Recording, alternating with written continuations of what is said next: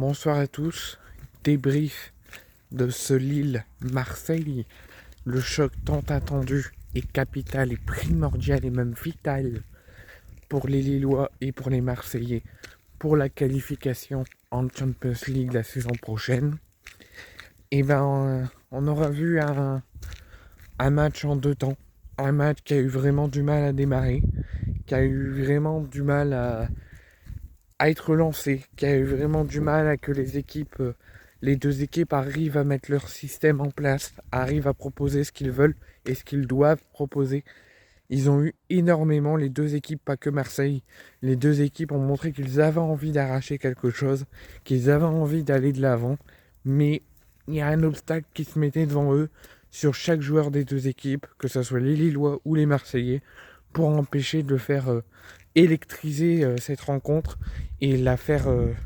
allumer la braise, quoi. On sentait vraiment que c'était tendu, que c'était une première période sous tension, que les deux équipes faisaient face à l'obstacle qui les empêchait de marquer et qui les empêchait de faire une belle rencontre. Et en plus de l'enjeu de la qualification de Champions League qui était présent, j'ai vu en tout cas une belle première période, mais beaucoup haché, beaucoup de fautes, beaucoup de mauvaises interprétations au niveau des tacles. C'était un petit peu, ça risquait à s'électriser, ça risquait de partir à la bagarre, tellement que les joueurs avaient envie de surpasser cet obstacle, de surpasser la pression et d'une des deux équipes de marquer. Donc j'ai vu une première période que je trouve assez moyenne, mais quand même on a vu de belles choses dans le pressing, dans les duels, où les deux équipes avaient envie de faire quelque chose ce soir, en tout cas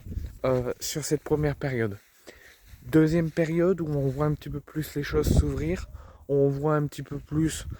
l'OM mettre le pied en avant, les Lillois un petit peu douter, un petit peu reculer sur le plan physique et sportif, laisser un petit peu plus d'espace et de jeu à l'OM, et l'OM en a profité pour ouvrir le score grâce à l'interminable Amine Gouiri. L'OM a su gérer le contrôle, a su avoir pendant un instant le contrôle du match, le contrôle du score, gérer le pressing et les entrées et les changements de Bruno Genesio, a su passer par au-dessus et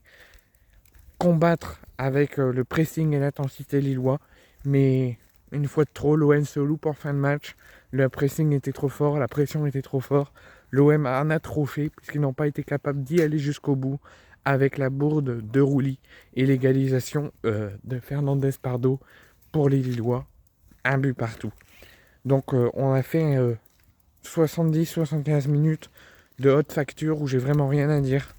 où les Marseillais ont été à la hauteur du match, à la hauteur du rendez-vous, ont su faire face malgré que le match a eu du mal à démarrer, qu'il y a eu beaucoup de hachoirs et beaucoup de tension en première période, on voyait que les deux équipes se donnaient de l'envie d'arracher quelque chose, mais il y avait un truc qui les empêchait et tout s'est ouvert en deuxième, tout a pu se mettre en place en deuxième, mais je pense que l'OM peut être frustré parce que l'OM avait la place d'être quasiment qualifié en Champions League, l'OM avait quasiment la place d'accrocher quelque chose ce soir parce qu'ils ont fait un gros match et je leur félicite, mais malheureusement l'OM n'a pas su garder le contrôle du ballon, du match et du score en fin de rencontre avec cette bourde et cette égalisation et ces 2 points perdus sur le terrain de Lille. Donc l'OM a encore toutes ses chances, la Ligue 1 va être serrée jusqu'au bout, la qualification va être serrée jusqu'au bout, mais il va falloir pas lâcher.